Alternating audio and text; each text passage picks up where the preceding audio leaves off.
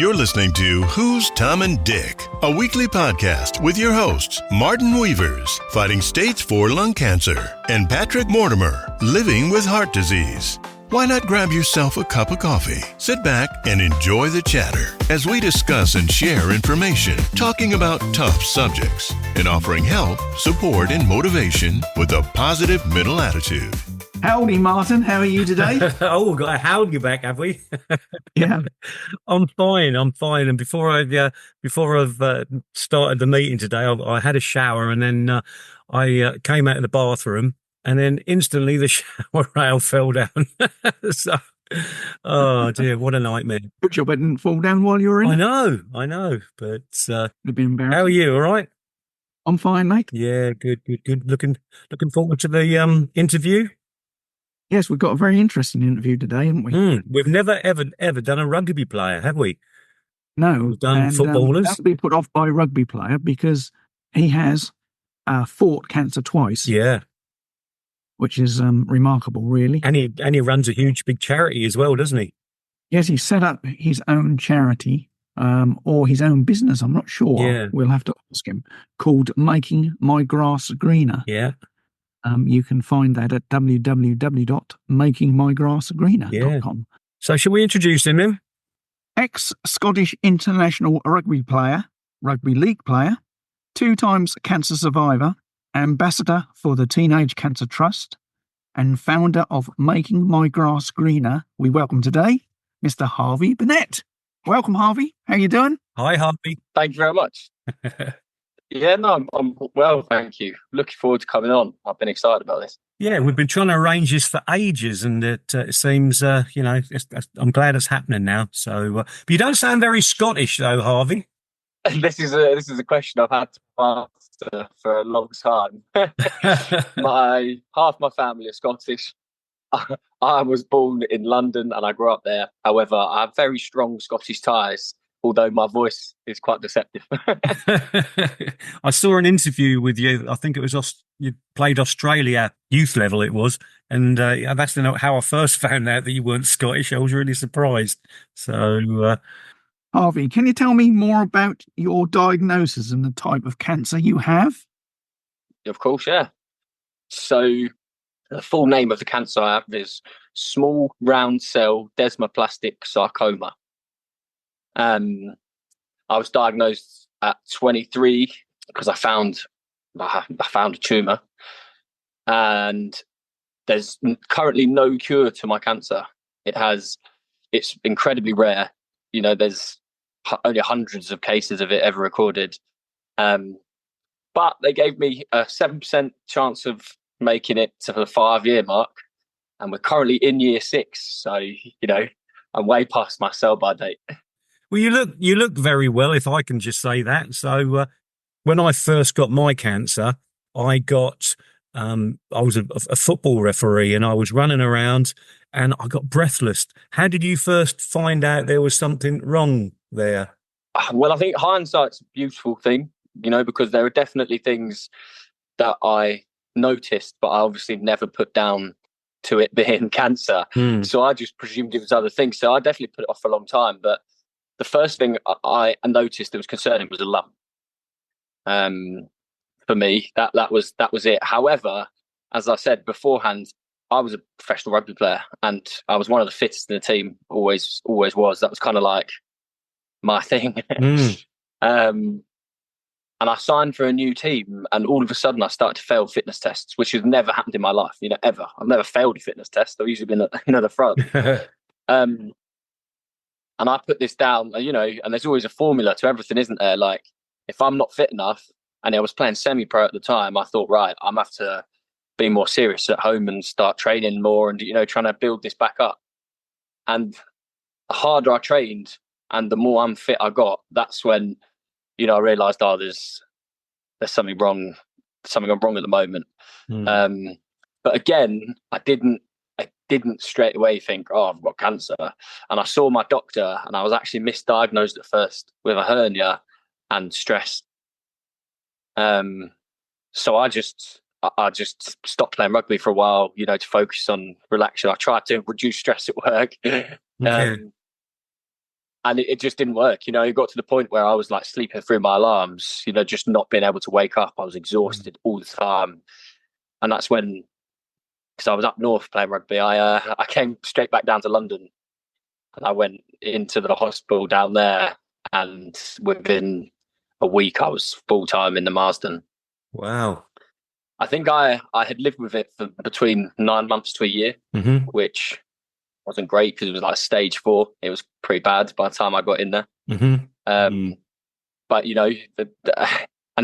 it's never good news, because I had surgery to remove the tumour at first, and that's when obviously they told me it's never a good sign when you wake up from surgery and the doctors are stood round you. Yeah. No, it's quite alarming how quick they work. Mine, I went into the doctor. She tapped me back, said go for further tests. 2 weeks later, I went for further tests, and then boom, I started my treatment. It's a little bit, like when you say you see your own family every day, so you don't notice much change in them, and it's the same for yourself. When you see yourself every day, you don't notice much change. Yeah, I feel like it's quite similar for how you feel. If you just get a little bit more tired each day, you don't notice that, because it's such a small change that in 6 months' time you haven't noticed. I lost a lot of weight. Did you lose weight? I don't know. It was quite hard to tell, really, because I did lose weight, but not. I was training every day, and I was taking supplements and doing things. I was eating, so I lost weight during treatment, obviously significantly, but actually that was one of the things I didn't really notice beforehand. Because I can eat. Yeah, my appetite never really went. So. Well, Pat knows I was living in Spain, and my weight was just going down and down and down. I thought, because I was actually on a diet, and I thought my diet's brilliant. But looking back now, it was probably the cancer that, Yeah. Well, when I spoke to my nurses, they said growing a tumour is similar to being pregnant, the early stages of pregnancy. So you have to double your calorie intake because you're growing something. It's not necessarily a good thing, but it is using that many calories, and it does take priority over other things, and that's why it's such a cruel disease. Yeah. What you had the tumour removed? I guess they didn't a biopsy on that, and that's where they discovered it was cancerous. Correct. Yeah. What treatments did you go on to after that? This is names are not my strong point. That's all right. Unfortunately, I called mine all sorts. I made names up. The red one was Strawberry Daiquiri. I had Casper the Ghost because he came in a little sleep. I didn't. No, but so I went on to a similar kind of sarcoma treatment that they'd done, and it was 5 chemotherapies on cycle basically. So I had 3 on week 1, and then on week 2 I had 2, and I kind of did it like that on rotation, and it was a week on, so it'd be 5 days worth of chemo and then 7 days off. One of them was doxorubicin, one of them was vincristine, and no idea what the other 3 were. Right. But I remember them saying to me, and they were quite, as they are, quite blunt about these things, and they said to me, at this point, it's the chemotherapy that's going to kill you, not the cancer. You trying to prepare me for what I was going to go through, because it was pretty extreme. And I did that for a year. I was in hospital for a year, and I had radiotherapy too, for multiple locations. So it was pretty intense for that year. I lived in hospital. I had a couple of weekends at home, things, and me and my mum, I rented a flat nearby, and my mum moved in there, and I would go and stay with her, on my off days and things. It was quite nice. But I think that's one of the things that I'm a huge advocate for, is you have to make a safe space for yourself prior to going into this, because by the time you need it, you're not going to want to do it. No. Yeah. So that was something that was really important to me, because I've rented my whole life, moved out very early. Going back to my parents, I didn't want to lose that privacy, and for me, it was just really important that I had somewhere that was just your mind that I could escape to that was, a stone's throw from the hospital. So there was no travel involved, Yeah. because you do need that break and you do need that safe space. Yeah. When nobody's going to come in and disturb you. Yeah. Did you get some days in hospital when you actually woke up and you thought, I actually don't want any visitors today? And yeah, I know I did. I'm big on this is why I needed my safe space, because I'm big on having people come see me on my good days. On my bad days, I don't want you around. Yeah. Like anybody really. My mum can come to things if she'd like, and she often does, and I'm appreciative of that. But I don't, and that's because we understand each other. I can sometimes be really rude to her. Understand that she knows that I don't mean it. Not in a nasty way, but in like a sharp. Because if you've been pumped full of poison for a couple of hours and you feel awful, it's really hard to keep positive. And I only really want to have positive conversations. It's like, if you haven't got anything good to say, don't say anything at all. That's how I feel. Yeah. So it must be with your mum. How is she taking it? Like an absolute champion. We have our up days, we have our down days. Yeah. But, and it's hard for us both, but I'm incredibly fortunate because, this is the third time we're going through this. And each time my mum's the ability to just say, right, I'll drop everything and then, kind of stick by you the whole time. And we clash an awful lot. But we have open and honest communication. Mm-hmm. And, there are things that I could have to say to her, listen, I don't want to know. So my mum likes finding out all the information on these things. And I'm like, please, can you just ask this behind my back? Or, there are times where I think, I have to say it to my mum, don't come near me today, please. Yeah. I'm going to go do these ones on my own. Here you are, on the verge of becoming a professional. Well, you were a professional rugby player, but you had your whole career in front of you. You were just beginning. As you say, you were the fastest in the team at one point. How did you take the news when you had your diagnosis? What effect did that have on you? That's an interesting one, actually, because I think my answer is going to be different to most people's. I have always believed in just take it each day as it comes. In fact, that's the only way I've been able to cope.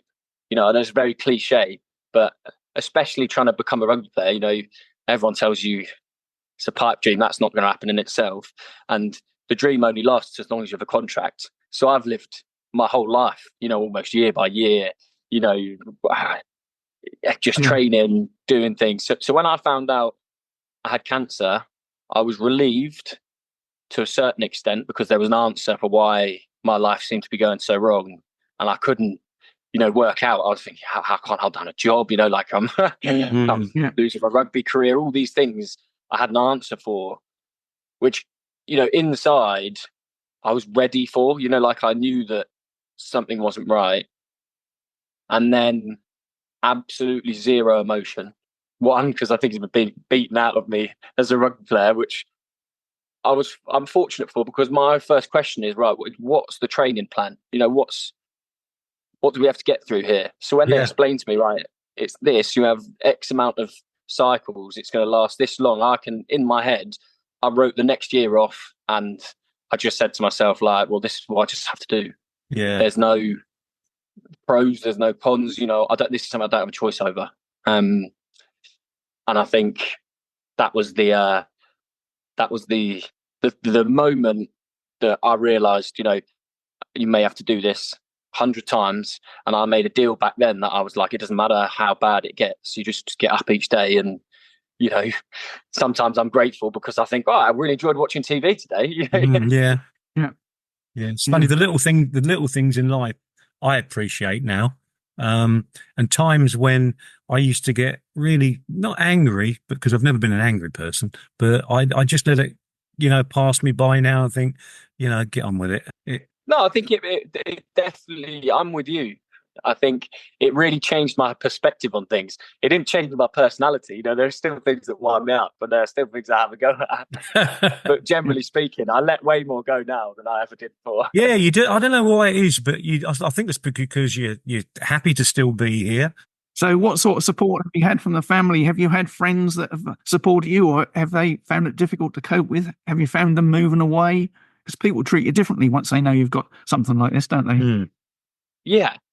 And I think, in all honesty, that's the right thing to happen. It is the right thing to happen because, I don't need people in my life that aren't able to cope with what's going on. Mm. So it is probably better that they move away. It's and that might sound quite callous. It's hard to necessarily see. But actually, if they can't cope, they do need to go. Equally, I don't want people feeling guilty because they put that on you, and that's quite hard to deal with. When people feel bad, they haven't been around it doesn't matter. Equally, I've remained incredibly positive the whole time. Mm.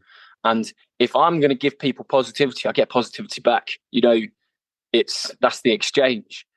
If I go into things negatively, people don't know how to act, and all you really get is empathy, and it just makes you feel like bad about everything, after talking to people.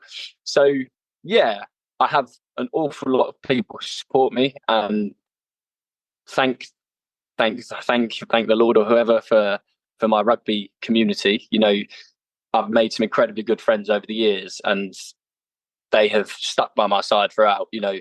People we've put on charity rugby games, we've raised money and awareness, and they've joined me in my adventures and things, and I couldn't be more grateful for my friends. But I don't see them often. No. Our lives have completely changed. I don't regularly talk to these people, but I just have to know they're there, and I have to understand that just because my life's drastically changed, people aren't expected to kind of, I don't know how to describe it, not to come down to my level. If that makes sense, because I'm not working, it does, I'm not doing it, as hard as they are, and they've got families. And just because you're suffering, they shouldn't have to suffer, kind of thing. No, exactly. Yeah. I think it's all well and good feeling sorry for yourself, but relationships change all the time, and I think you have to adapt with that, because my situation is less than ideal, and that's unfortunate. And one of the side effects is it is going to rule me out of certain things. Do you live on your own? Not anymore. No, I've moved in with my parents. Yeah, now I live in Norfolk. So how are you feeling physically now? I actually did an ultra marathon. Started 3 months ago. Wow. Yeah, it's my second one that I've done on chemo. However, I got a bad back when I got back from Germany, and it turns out I just presumed it was because I pushed myself too hard. Turns out that my cancer is in my spine and pressed on my spinal cord. Wow. So I basically lost the use of my legs for a couple of weeks. Got quite bad, and I'm dosed up on morphine and things now. But I had extreme, like the maximum dose of radiotherapy to my spine. Mm-hmm. So the swelling's still going down. How long ago was that? 3 weeks ago. Yeah. I never had radiotherapy, so I don't know what it's like. It's actually, it's strange because I've experienced chemotherapy and radiotherapy at different points in my life, and it's been a completely different experience for me each time. The first time that the one I described about having the 5 chemotherapies, I came in and I was an elite level athlete. Despite not being in the team, I was still running 10 miles in the evening for fun. Just so when I went into treatment, I was, the pinnacle of health. It had its ups, it had its downs. I had some heart problems because of it, and there were downsides. However, there's no doubt in my mind or my oncologist's mind that the fitness level I came in at is what got me through that. Yeah. So, because you do lose muscle mass and deteriorate. And if I hadn't been that fit, then, I'd have been, the decline's much faster. Yeah. And you just run out of resources. That's exactly what they said to me, because I was sort of, strong, and, they gave me a belt of chemo that they said they wouldn't give to someone who's 70 years old. And I think that helped get me through. So I see where you're coming from on that. But Yeah, because I'm not comparing myself to your fitness levels, though. How I was going to butt in there. You could do. You normally do. And then they compared your treatment to a 70-year-old, and that sort of leveled the playing field a bit. See what I have to put up with, Harvey? I understand. One thing we do promote on here is a positive mental attitude, because both Martin and myself have got one, and it's obvious that you've got one too. What advice would you give to somebody who's just getting a diagnosis today? I would just talk to yourself. You know, nobody else is going to have answers for you. There's nobody else who's got answers. The longer you're expecting someone else externally to provide you an answer, the worse it's going to be. So just spend some time talking to yourself and remind yourself that since your diagnosis, nothing has changed. You know, you've always been living with this for a while. You're used to this, you know, like, so the fear that hits is about the future and what it could be, but the present, you know how you feel now. Yeah. So you've just got to remember that absolutely nothing has changed other than your mindset, because it already existed. So try to calm yourself down that way by thinking it's not going to get worse overnight. You know, you're not going to wake up and it's going to be, you know. Equally, don't be scared to ask questions if you need to know answers. Correct, yeah. You know, just ask the questions. And, you know, I've done a lot of coaching and psychology over the years, and they talk about changing or elevating your thought pattern. And when you're thinking emotionally, you're not thinking factually. You know, your logic and your emotional brain are separate. So the longer you can spend in your logical brain while dealing with a diagnosis or dealing with, you know, your treatment plan, the better, because you can reassure yourself, you can reassure others, and it's so much easier to stay positive if you actually know the facts, because fear is what, you know, blows things out of proportion. Yeah, the not knowing. Did you use Google when you got your diagnosis? Oh, I'm straight on that, and I still do to this day.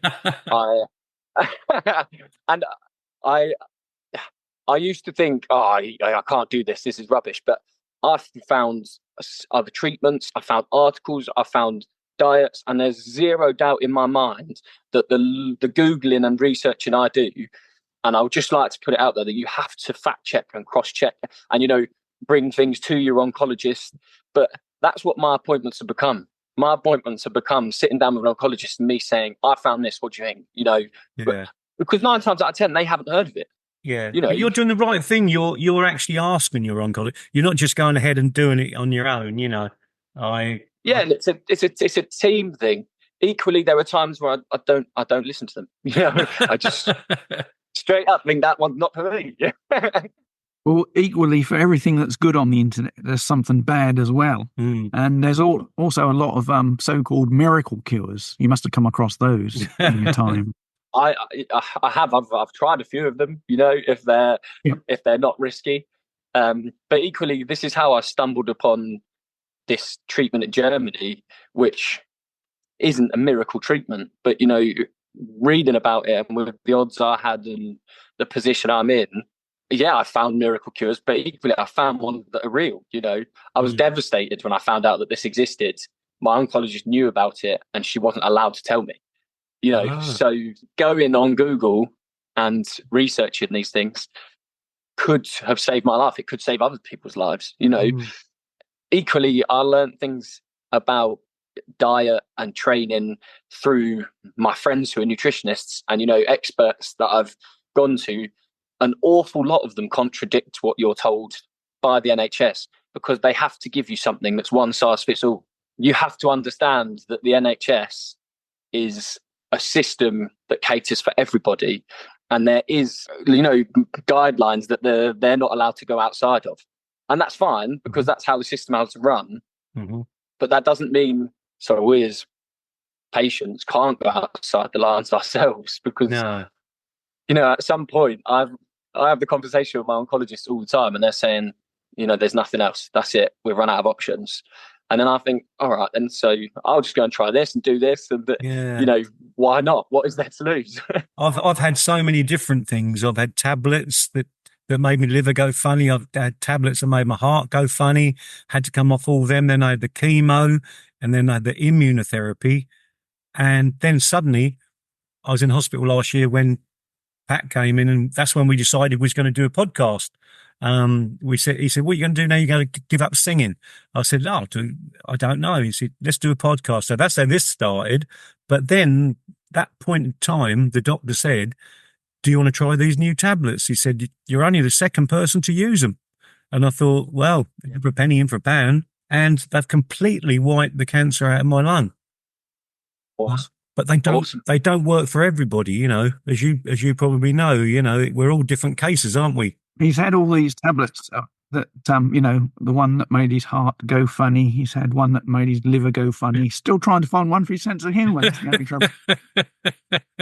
I'll tell you what, that would be the most expensive drug on the market. Yes, no. I reckon so. Anyway, let's move over to making my grass greener. Tell us about it. Yeah. I think I've always been a big believer in community, helping other people. I've always tried to give back. And the honest answer is I had an insurance through rugby, you know, to cover you for bone breaks and things like that. And it had critical illness cover, and I had life cover very young. So I got a little bit of money, and I felt incredibly guilty about having it. It just, don't know why, it just didn't sit right with me. And the one thing I promised, you know, you have your conversations with your mates, you know, and you think, oh, if I won on a scratch card, you know, this much money or whatever, you know, I would do this, and this. I felt responsibility to do exactly what I had always said I would do with that money. So there's a proportion that I put away to look after myself. And then I split some of it up between my closest friends, you know, because you always said, well, I'd give you a little bit and I'd give you a little bit. Yeah. So I did. You know, I bought my brother a car, and I did a few just little things like that. Yeah. And then with the rest of it, I said I would start something that, because I really enjoy business. I've worked my way up in multiple companies. You know, I've worked at startups and things. I've done a bit of consultancy. I really enjoy it because it's problem solving. And I've never understood why the world's so corrupt until you look into, you know, a business, and then you've got a hedge fund that buys it, and then you've got, you know, all the fingers that get in, and then you've got, you know, shareholders and things like that. And you think so many people are taking a piece of the pie. It's wrong. Yeah. And I said, I can definitely, if you start a non-profit, you could still take a salary from it if you're earning money, but you can reinvest everything profit-wise back into the community. I could really focus on making my grass greener and make a difference, and did a majority of our work in Africa and the tires across there during COVID because it never shut down there. It's a great title. It's a great title, obviously, being a rugby player, and, you know. Thank you. I mean, it was a great title until we realised how long our emails were going to be. Oh, yeah. Or when you Google it, you get loads of people trying to sell grass seeds and things like that. Yeah. That's what I got. How does MMG work to make a difference in the community? Currently, we're setting up sports facilities for people to be able to rent and use. That's in Norfolk, where I am at the moment. Equally, I do free life coaching sessions within the community. Try to introduce people to it and try to get people asking questions themselves. That's what currently MMGG does for the community. Does your cancer play a role in this when you're doing your coaching? Does it, you know, does that story come into it? If required, yeah. If not, no. I try to keep them very separate. Yeah. I keep each aspect of my life as separate as possible, and I think that helps me deal with it, because when I'm there, I'm not sick. You know, I don't focus on that. So I would rather not. If it required it, and if I was dealing with people, which I often do, who are also sick, then yeah, I definitely tap into that, and I'll spend time talking about it, because, you know, that's clearly what they're trying to achieve, is dealing with that. However, if it's not about that, I try to avoid it at all costs, really. Yeah. So, because the biggest problem that you have when you have an illness, although the illness is the biggest problem, but another problem you have is time on your hands to sit and think You have so much time, and that's a lot of it's on your own. And that's when, when things can start to go wrong if you're not careful, especially if you're not positive. Yeah. Without a doubt. And I think that's why it's important to continue to fill your time with being productive in whatever way you see fit. It's really easy to make a couple of bad decisions and start spiraling, but it's also really easy to make a couple of real positive decisions and start spiraling in the opposite direction. So you've got to, take the rough with the smooth. And when you are feeling a little bit positive, act on it and do something. So how can people get hold of your business? I was going to call it chat your business. We have a website, makingmygrassgreener.com. We have an Instagram, Making My Grass Greener. Everything's under Making My Grass Greener. Facebook, Instagram, things like that. Equally, just on the website, makingmygrassgreener.com. That's where we advertise everything. But in reality, I'm very bad at social media. I'm very bad at keeping the website up, and I'm much more hands-on. So I'm in the process of one of the guys that's worked with us, Nemo, who came out of university as a cameraman and editor. He'd been working with us for a while, and we've hopefully got some more content coming out in video form that I haven't had to do. Yeah. What can people do to support Making My Grass Greener? Honestly, it would be just try. If you listen, we're going to try to be putting out more and more content and sharing the message. But Making My Grass Greener is obviously a play on the words of the grass isn't always greener somewhere else. This is about you individually making positive decisions that you can be proud of. They were yours. Nobody else can take away from you, and just improve your life daily.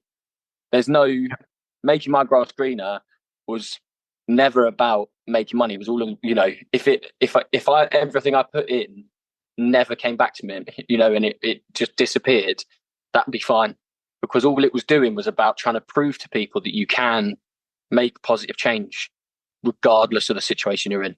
Going back to your treatment, Harvey, you're going abroad for your treatment, aren't you? Is it why have you chose? Have you chose to go abroad then? Yeah, I've done it. I've had the treatment. Right. So that was what made you go? Was it because it wasn't available here? Yes. Yeah. So it's only available in Germany. It's very new. The NHS oversaw it and verified that who I was going to was legitimate, and they had heard of the treatment before, and they're running preliminary tests on it now. Mm-hmm. But it's only been around for like the last 20 years. I happened to find it on Google. So it's very funny you asked earlier. But it won a Nobel Peace Prize in 2019, and that's how I found it. Right. And the only way you can have it is by reaching out and funding it yourself. So it's called dendritic cell therapy, and they extract your own cells that are part of your immune system, and then they extract the toxins or the cancer markers from your blood, and they introduce them to this dendritic cell. They then multiply those cells into a vaccine. So they take hundreds, and then over the next 7 days they grow it into. He said the minimum they look for is 1 million, and then that's your own personalized vaccine that they put back into you. And the hope is you only have one treatment, and the hope is that over the next 3 to 6 months, your body is able to reproduce these cells itself, and then recognize the cancer. Wow. That's incredible research, even just to think about doing how he's done that process, isn't it? It's unbelievable. It's mind-blowing. Is this an expensive treatment then, Harvey? Yeah, so it was all in, including the travel. I drove there and drove back to avoid public transport, and it's a lot cheaper. I booked an Airbnb to try and save the money there, and then treatment was I think 30,000, and all expenses are about 33,000 in the end. Were there any side effects to it all? No, and it can be used alongside chemo and radio. Right. Yeah, and obviously I did this. All this was approved through the NHS. They knew it was happening. They oversaw it themselves. My doctors speak to each other. But yeah, I did that all through bookinghealth.com. Was it painful?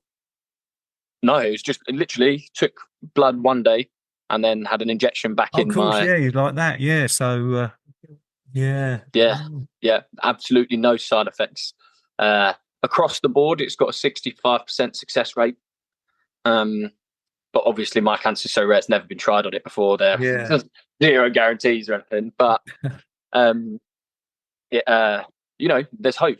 So that's all you look for, isn't it? Oh God, yeah. It's like when I took the tablets. Wouldn't it be a great achievement if you could help somebody else receive that treatment, perhaps through making my grass greener, identifying somebody that would benefit from it, and perhaps having a GoFundMe page campaign? Yeah, somebody else out. That'd be incredible. And that's I'm very fortunate because a lot of people came around me and helped me raise the money, which was incredible.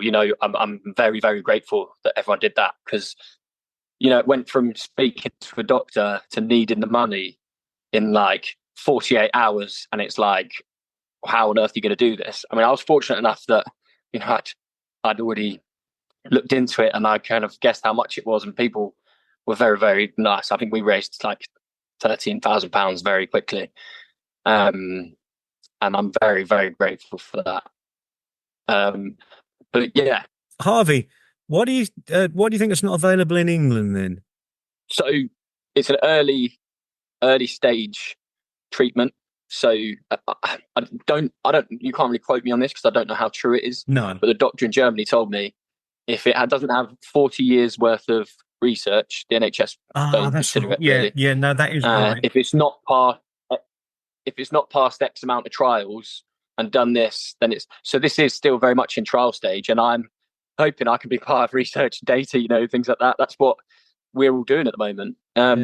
And the NHS are looking into it, but it's such a slow process of, treatment being found and treatment being approved that, it won't be around for a while, I don't think. But no, I remember him definitely saying that to me, my oncologist, that these tablets have been on their thing they have to do for now they're ready to use for the NHS and all that. So, well, this is obviously a great achievement for you, with getting all this, because I mean, I couldn't even think of doing something like this at the moment, but I think it's fantastic. So you should be applauded on that. But going back to your rugby career, and obviously the thrill of getting picked for your country.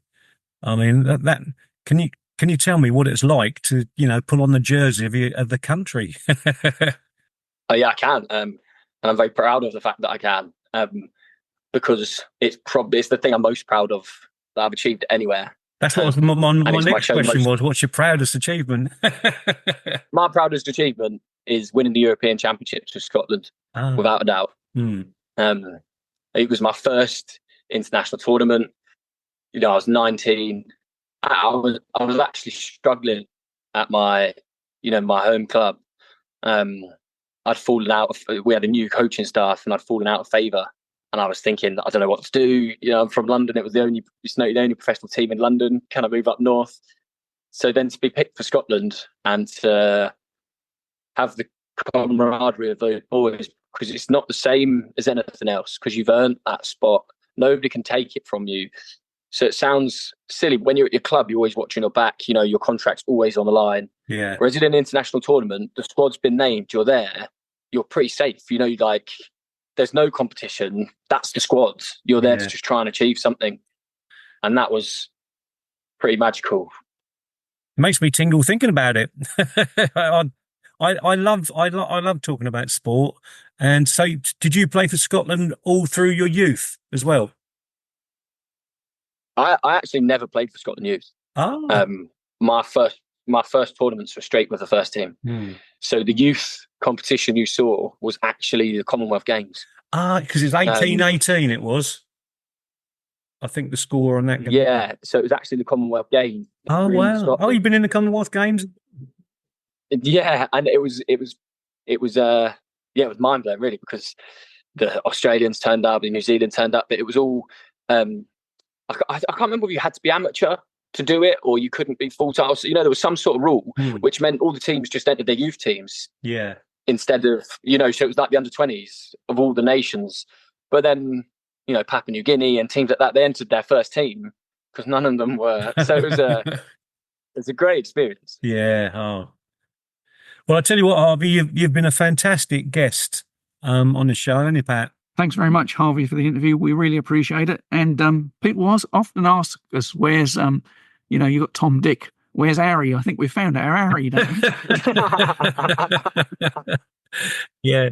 No, thanks very much. Thank you. I'm really excited. Hopefully we can get some more things arranged. That'd be awesome. Yeah, definitely. And as I say, if we perhaps we can come to an event and do a podcast from there, and and then get more publicity for you. So awesome. Yeah, that'd be outstanding. Thank you very much. Appreciate it. So that was Harvey Burnett from Making My Grass Greener. Yeah. And professional sportsman come cancer patient. A very positive interview. I know, yeah. I mean, everything that I feel, it seems that, he was positive. He's well up for trying different things. And let's hope they work for him, because he's such a lovely guy, isn't he? Well, it amazes me how many people we're meeting with this illness in various shapes and forms who are so positive. Positive mental attitude, we always say.